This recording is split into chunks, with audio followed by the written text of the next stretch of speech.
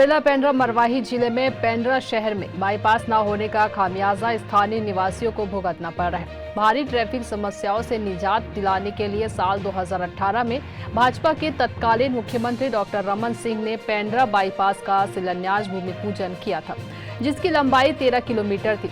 पेंड्रा वासियों ने ऐसी उम्मीद की थी कि पेंड्रा बाईपास बनने से शहर में ट्रैफिक समस्याओं से निजात मिल सकेगा, लेकिन आज अधूरे बाईपास निर्माण न होने के कारण आए दिन बड़े बड़े वाहन शहर के बीच से होकर गुजरते हैं, जिससे ट्रैफिक समस्या एवं जाम की समस्या बनी रहती है। वहीं आए दिन दुर्घटनाएं भी देखने को मिलती है। कुछ दिन पहले की बात की जाए तो 4 लोगों की मौत बाईपास सड़क न होने के कारण भी हो चुकी है।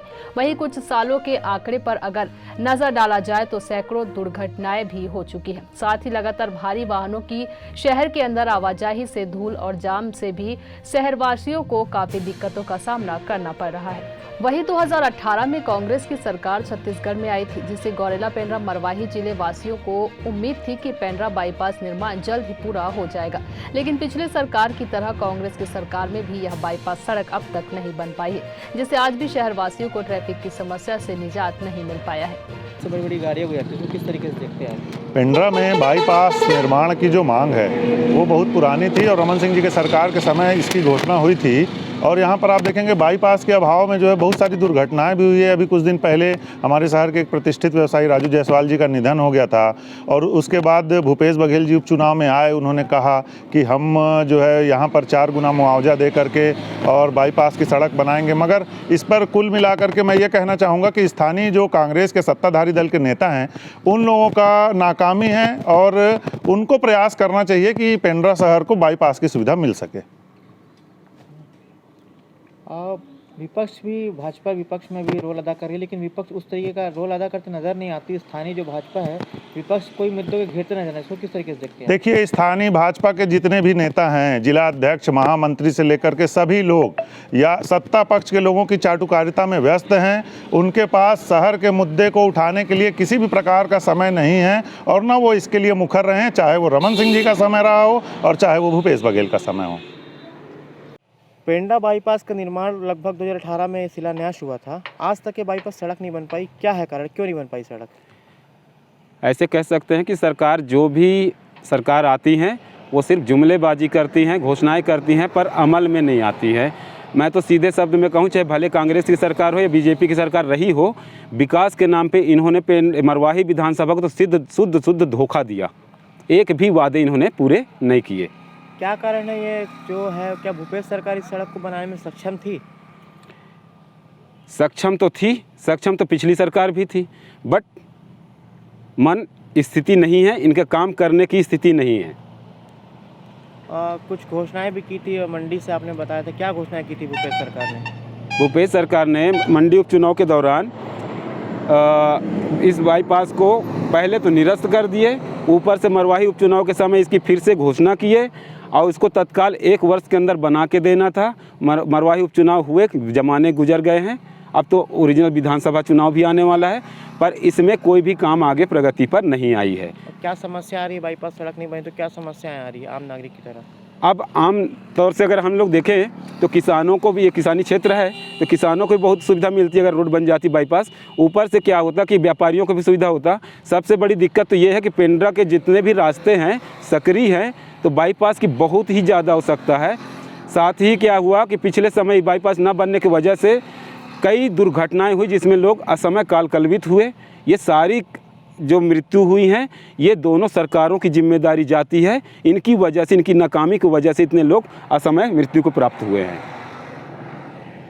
छत्तीसगढ़ जनता कांग्रेस के प्रदेश अध्यक्ष एवं तत्कालीन मरवाही विधायक अमित जोगी से इस मुद्दे पर सवाल किया गया तो उन्होंने सीधा आरोप दोनों ही राष्ट्रीय पार्टी भाजपा और कांग्रेस पर लगाते हुए कहा कि सरकार सिर्फ जुमलेबाजी कर रही है, जनता को भ्रमित करने का काम किया गया है।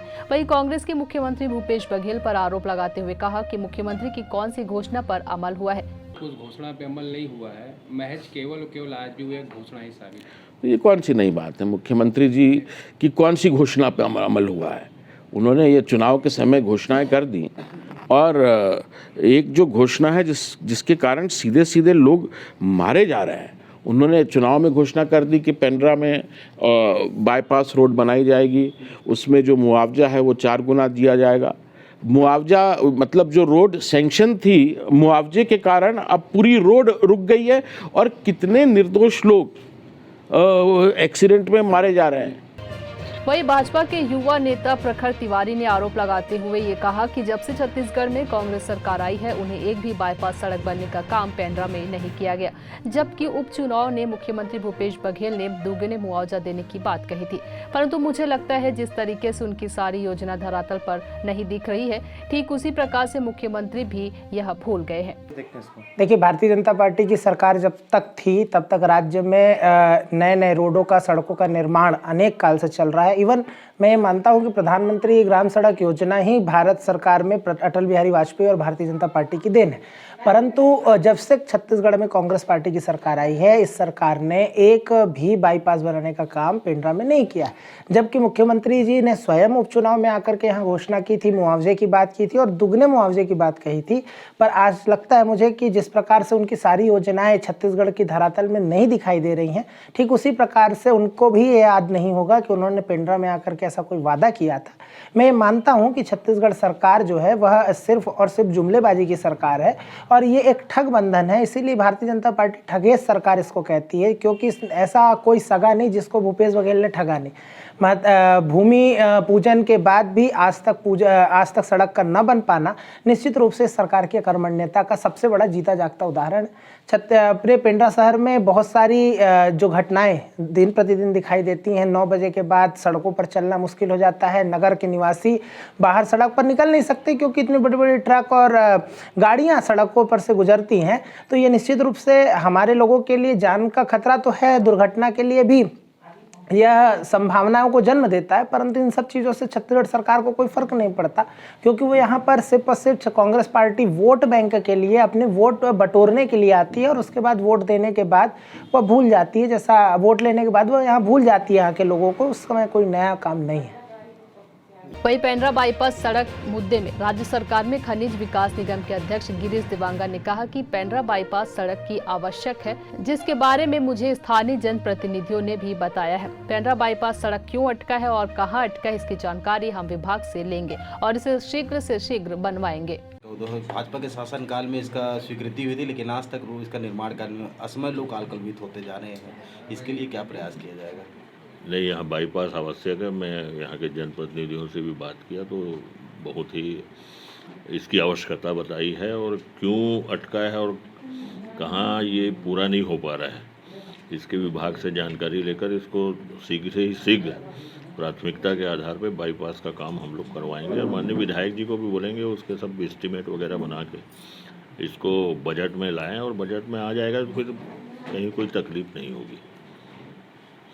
वहीं अब देखने वाली बात होगी कि प्रमुखता से इस खबर को दिखाने के बाद राज्य सरकार पेंड्रा बाईपास सड़क निर्माण के लिए कोई कदम उठाती है या फिर पहले की तरह मामले ठंडे बस्ते में डाल दिया जाता है। पेंड्रा बाईपास निर्माण जो जनता की उम्मीद थी वह जनता की उम्मीद बनकर ही रह जाएगी या फिर आगामी विधानसभा चुनाव में पेंड्रा बाईपास एक बार फिर से चुनावी मुद्दा बनकर ही रह जाएगा। गौरेला पेंड्रा मरवाही से अभिषेक गुप्ता की यह खास रिपोर्ट। ऐसे ही तमाम बड़े अपडेट्स के लिए बने रहिए न्यूज़ प्लस 21 पर, आपके हक की बात।